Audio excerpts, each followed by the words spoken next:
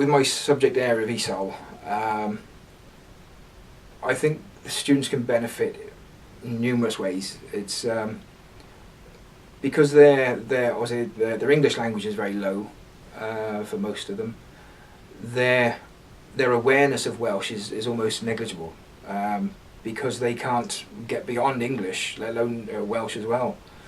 So teaching them things like the signposts, the Welsh and the English versions of place names, getting them interested, as I said before, about maybe the geography, and getting them to explore Wales a bit more, even just the local area, Gower. I think that will open their eyes, and it's something they should really enjoy and be interested in. I mean, we did the casual greetings, bore da, sylwch chi, which I think is just general politeness and greetings. So I think that's a useful thing for them.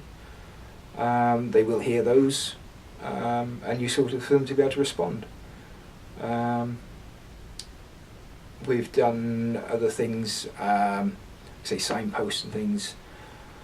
Bit of Welsh history, identity of the Welsh, and even things like the word Swansea. Obviously, that's not a Welsh origin. It's Norwegian, whatever it was, from Swansea. But then you go into Abertawe and what that means. And you think, I thought it meant Swansea, but no, it's actually mouth of the River Tawe. And lots of things like that. So I think they can learn. It's important to learn about where you live, where you're being brought up. And yeah, I think the more information they can get that way, the better.